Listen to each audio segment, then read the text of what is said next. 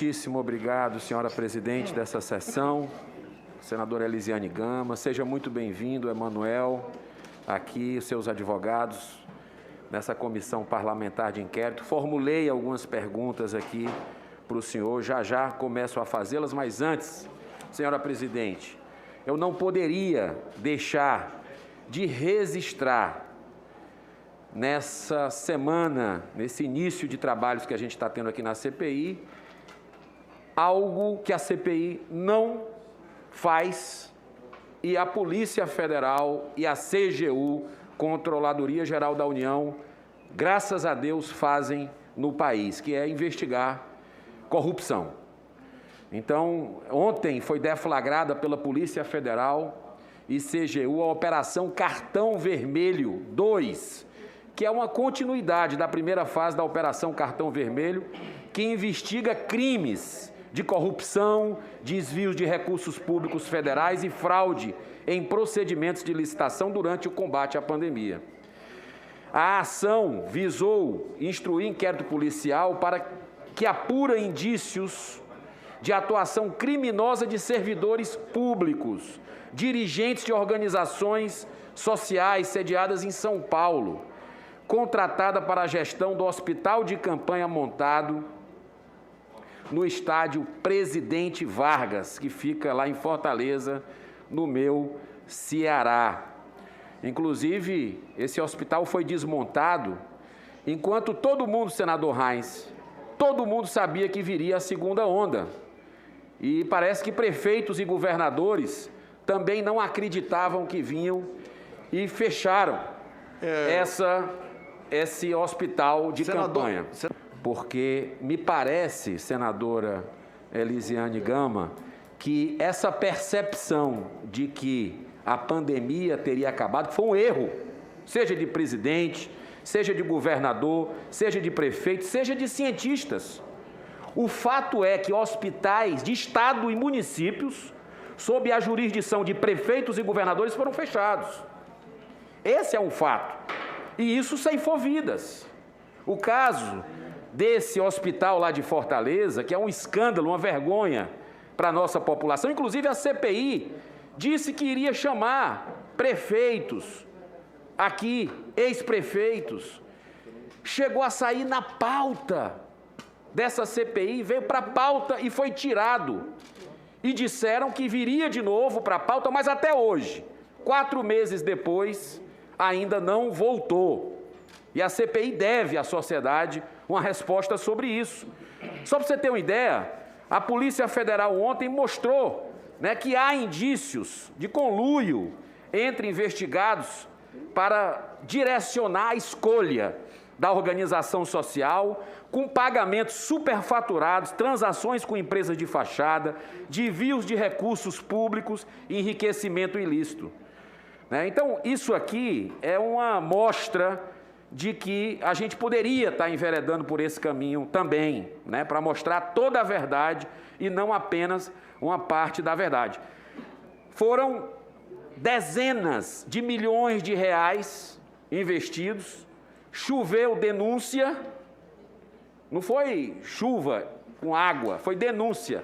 E aí se resolveu fechar em 5 meses de funcionamento esse hospital. Está aí a Polícia Federal e a CGU fazendo trabalho. A CGU, que diga-se de passagem, essa CPI já aprovou a vinda do ministro aqui, Wagner Rosário. Mas até agora não foi marcado a vinda dele. Será que vai até o final dessa CPI? Porque ele pode trazer dados tanto do governo federal, que a gente precisa investigar, eu concordo, e ele pode trazer também de estados e municípios. Por que não? Por que não? Vamos virar essa página e vamos marcar.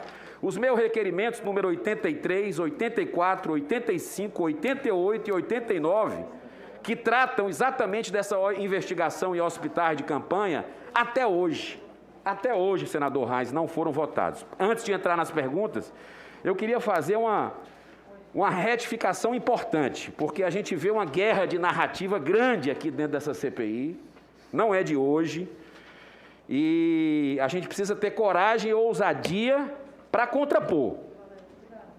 O tempo é o senhor da razão, mas não venha querer colocar narrativas aqui que a gente tem que concordar que isso não é correto. Sobre essa publicação do FDA a respeito do uso indiscriminado de ivermectina nos Estados Unidos, lá, naquele país, não há formulação de ivermectina para consumo humano. A população, no entanto, vinha utilizando ivermectina de uso veterinário. Foi isto que o FDA alertou. Eu quero deixar muito claro que ninguém tem o monopólio da ciência. Ninguém é dono da verdade. A gente precisa ouvir quem conhece o assunto. Eu não conheço, o senador Reis não conhece, os outros colegas aqui não conhecem. A gente precisa ter um debate franco para entender sobre tratamento, que sempre foi um princípio da medicina. No dia que vieram os cientistas aqui para mostrar dados, meta-análises, mostrar efetivamente os seus estudos clínicos, inclusive, a maior parte dessa CPI foi embora. Não fez perguntas. Quer trazer? Vamos trazer de novo. Eu topo.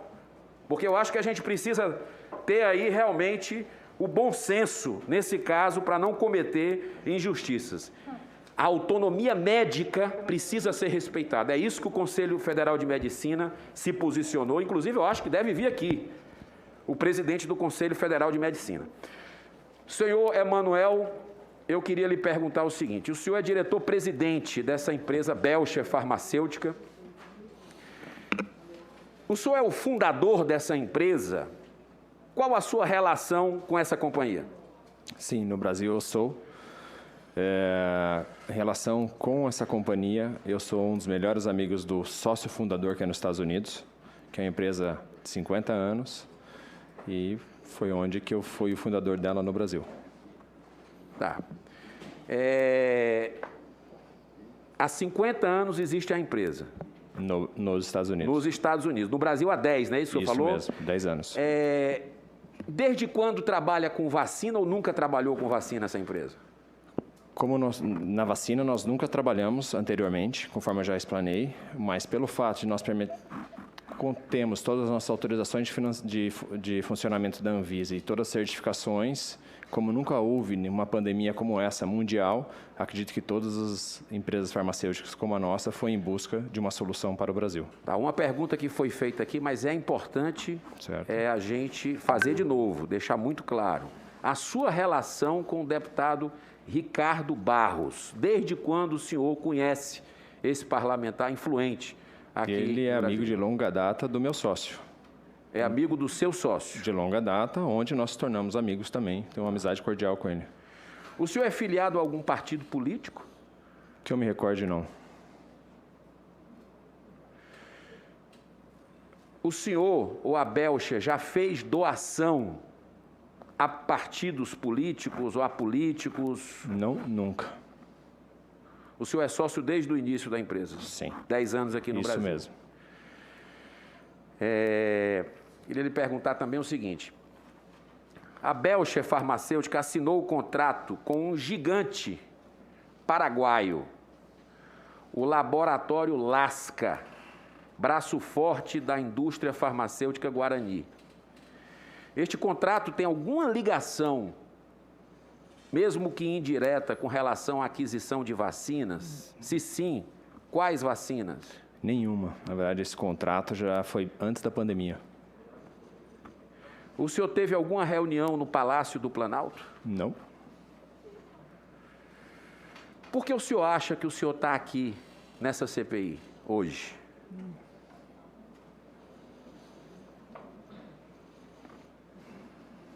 Pela convocação que eu tive. Não consigo afirmar o motivo. Esclarecer todas essas dúvidas que estão tendo. Sua empresa deve ter experiência na formulação de preços ao consumidor. Segundo reportagens, o valor da vacina da CanSino estaria sendo oferecida por $17 a dose, tornando-se a vacina mais cara no mercado brasileiro até o momento. Pergunta: o senhor confirma esse valor? Qual seria, se o senhor puder nos passar, a gente agradece, me passar, qual seria a margem de lucro da sua empresa e qual a quantidade a ser contratada e de que forma seriam feitas as entregas e os pagamentos? Calma, vamos lá. Pode repetir as perguntas para a gente ir por etapas? O senhor confirma esse valor de $17? O valor que a gente ofereceu para o Ministério da Saúde, sim. Uma dose? Uma dose somente. Certo. A margem de lucro da sua empresa com essa transação? Silêncio. Eu vou manter o direito de ficar em silêncio, por gentileza. Ela, de alguma forma, passaria algum tipo de comissionamento, algum intermediário dentro dessa transação? Nenhuma. Qual a quantidade a ser contratada e como seriam as entregas e os pagamentos? Tudo dependia dessa carta de intenção para a gente dar andamento nas negociações. Então, eu não tenho como afirmar isso nesse momento. A proposta inicial eram 60 milhões. O senhor falou que a sua empresa, nesses 10 anos aí, teve uma relação de comercial, natural, tanto com o governo federal como com estados e municípios.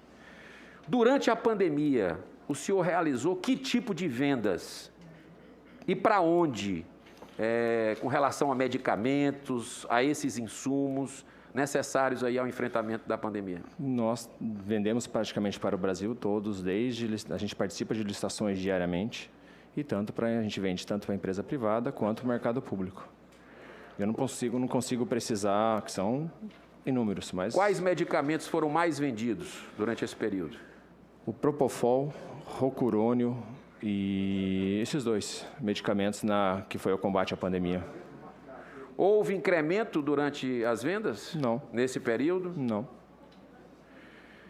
Além do Distrito Federal, que outros estados o senhor vendeu? Praticamente todos nós já atendemos no Brasil todo. Acho que são pouquíssimos estados que nós não atendemos no Brasil.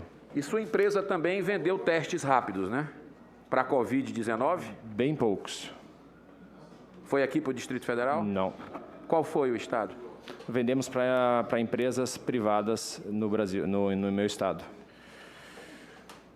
Segundo a reportagem, essa mesma reportagem, sua empresa e o Instituto Vital Brasil foram desautorizados pela CanSino Biologics para requerer autorização do uso emergencial, registro, autorização de comercialização, bem como atividades de preparação e distribuição da vacina. Exatamente por qual motivo o senhor considera que isso ocorreu? Eu não sei responder o motivo por eles. O que eles alegaram foi a questão do compliance, onde nós já tínhamos fornecido para eles todas as nossas certidões, que nós temos todas as certidões negativas e somos aptos a trabalhar e fornecer para todos os órgãos nacionais. É em cima dessas colocações do trabalho que já tinha sido desenvolvido pela sua empresa que o senhor pensa em entrar judicialmente contra a empresa? Estamos analisando, não consigo afirmar isso. Ok, eu estou satisfeito, senhor presidente. Muito obrigado.